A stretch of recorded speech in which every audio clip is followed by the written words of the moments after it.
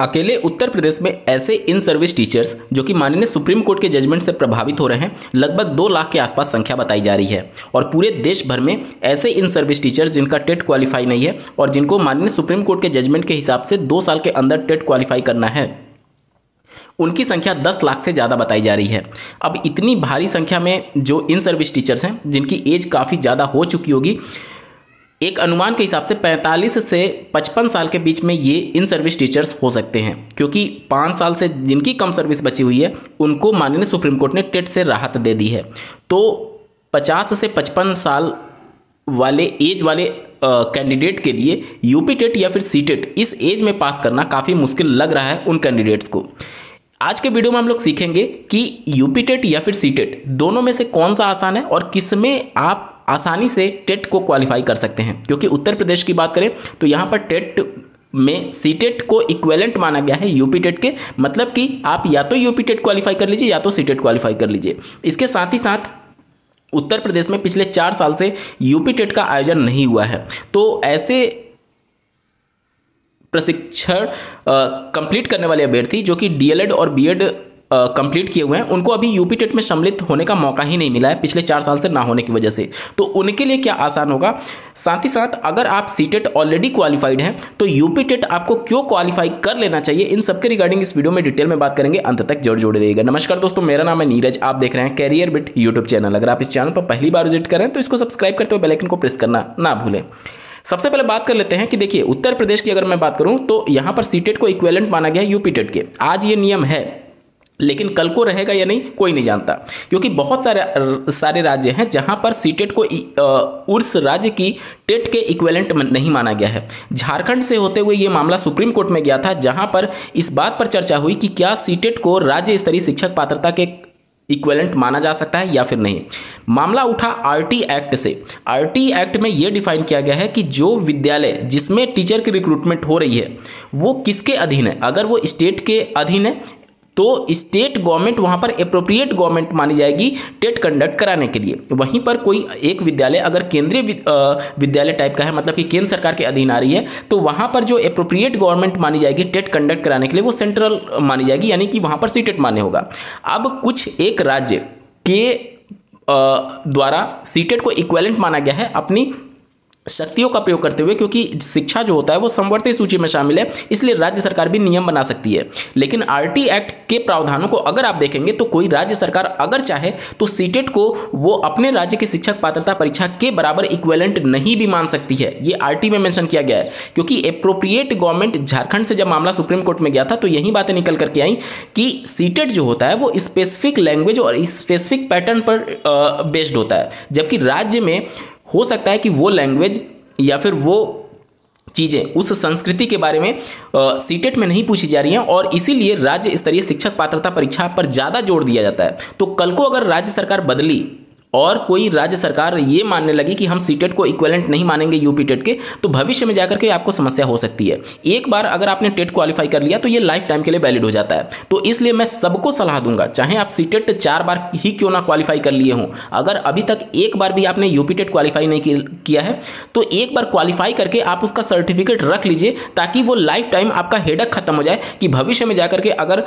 CTET को equivalent नहीं माना गया तो आपके मन में उस समय जब शिक्षक भर्ती जारी हो रही होगी और आपको शिक्षक भर्ती की तैयारी करनी चाहिए, उस समय शायद आप यूपी टेट की तैयारी में लगे होंगे, अगर भविष्य में जाकर के इस तरीके के नियम बना दिए जाते हैं। तो देखिए शिक्षा में जो है वो बदलाव बहुत तेजी से होते हैं, क्योंकि जब भी इस प्रकार के कोई मामले आते हैं तो वो मामले धीरे धीरे करके पूरे देश भर में प्रभावी होने लगते हैं। झारखंड से ये मामला उठा था तो धीरे धीरे करके हो सकता है कि आप के राज्य में भी ये मामला प्रभावित हो जाए।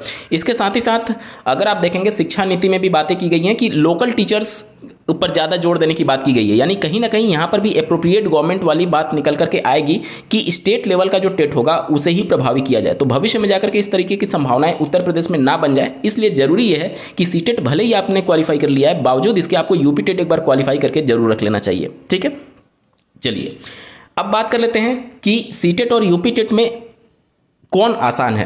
देखिए किसी को सीटेट आसान लगता है, किसी को यूपी टेट आसान लगता है, लेकिन जो लॉजिकल आंसर है उसे ढूंढने की कोशिश करते हैं। सीटेट और यूपी टेट का सिलेबस लगभग आपको समान दिखेगा, लेकिन पैटर्न बिल्कुल अलग है। परीक्षा में पूछे जाने वाले प्रश्नों का पैटर्न बिल्कुल अलग है।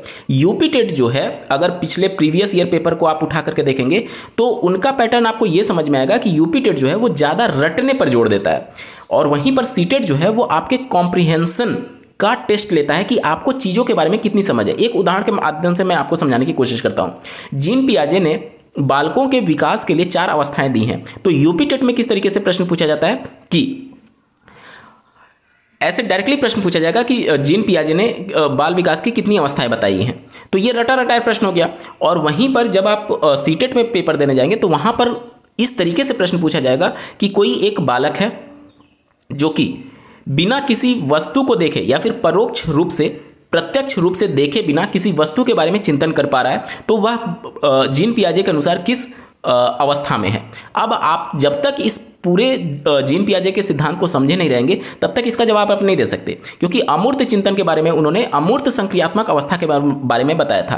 तो ये प्रश्न के माध्यम से मैं आपको समझाने की कोशिश कर रहा हूं कि सीटेट जो है वो आपके कॉम्प्रिहेंशन पर, आपकी समझ पर ज़्यादा जोर देता है, वो रटने पर जोर नहीं देता। लेकिन यूपी टेट में डायरेक्टली ऐसे प्रश्न पूछे जाते हैं जो कि आपको रटने पर जोर देते हैं।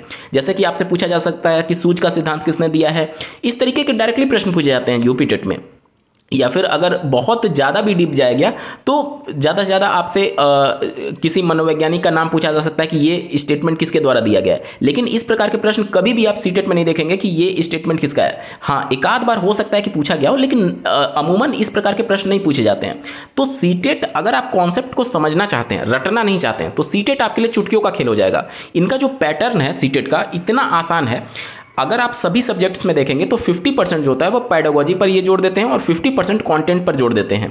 वहीं पर यूपी टेट में आप देखेंगे तो 100% जो होता है वो कंटेंट पर जोड़ दिया जाता है। कंटेंट कहने का मतलब कि अगर हिंदी सब्जेक्ट है तो हिंदी से ही पूरा प्रश्न पूछा जाएगा, उसमें पेडागोजी शामिल नहीं किया जाता है। अगर इंग्लिश सब्जेक्ट है तो यूपी टेट की मैं बात कर रहा हूँ तो उसमें प्योर इंग्लिश से प्रश्न पूछा जाएगा। अगर ईवीएस का सब्जेक्ट है तो प्योर ईवीएस से प्रश्न पूछा जाएगा। जबकि सीटेट में पास करना इसलिए आसान हो जाता है कि चाहे आप हिंदी की बात कर लीजिए, ईवीएस की बात कर लीजिए, मैथमेटिक्स की बात कर लीजिए, संस्कृत की बात कर लीजिए, या फिर कोई भी सब्जेक्ट बात कर लीजिए, उसमें 50% पेडागोजी पर जोर दिया जाता है। तो पेडागोजी अगर आपका स्ट्रांग है या फिर आपने समझ लिया तो चुटकी में आप सीटेट एक बार में क्वालिफाई कर लेंगे। वहीं पर यूपी टेट में आपको पूरा चीज़ों को समझने पर नहीं बल्कि वो रटने पर जोर देते हैं, इसलिए वहाँ पर कंटेंट पर ज़्यादा फोकस किया जाता है, ना कि पेडागोजी पर।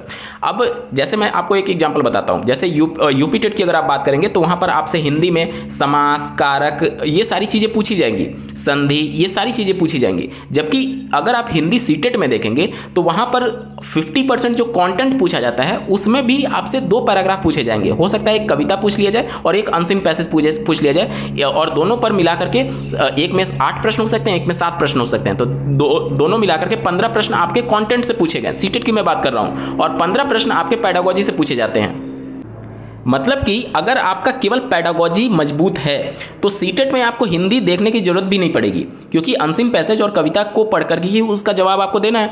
और वहीं पर अगर आप इंग्लिश की बात करें तो इंग्लिश का भी पैटर्न सीटेट में यही है। जबकि आप यूपी टेट में जाएंगे तो यूपी टेट में आपको बाकायदा पूरा हिंदी पढ़ना पड़ेगा, बाकायदा पूरा इंग्लिश ग्रामर पढ़ना पड़ेगा, हिंदी ग्रामर पढ़ना पड़ेगा। जबकि सीटेट में इस तरीके से नहीं होता है, क्योंकि सीटेट जो है वो केवल पैसेज पर फोकस करता है और साथ ही साथ आपके पेडागोजी पर फोकस करता है।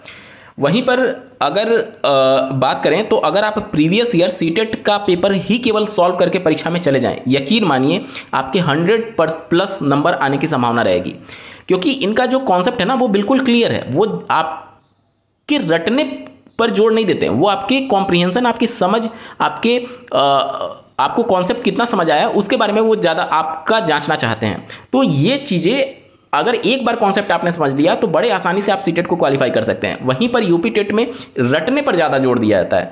तो कुल मिलाकर के अब आपको सोचना है कि आप किस में कंफर्टेबल हैं, चीज़ों को रटने में या फिर चीज़ों को समझने में।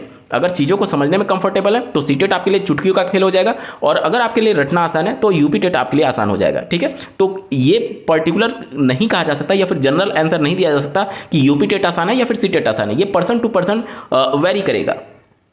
किसी के लिए सीडीपी चुटकियों का खेल हो जाता है समझना, तो उनके लिए सीटेट आसान लगेगा, और किसी को रटना आसान लगता है तो उनके लिए यूपी टेट आसान हो जाएगा।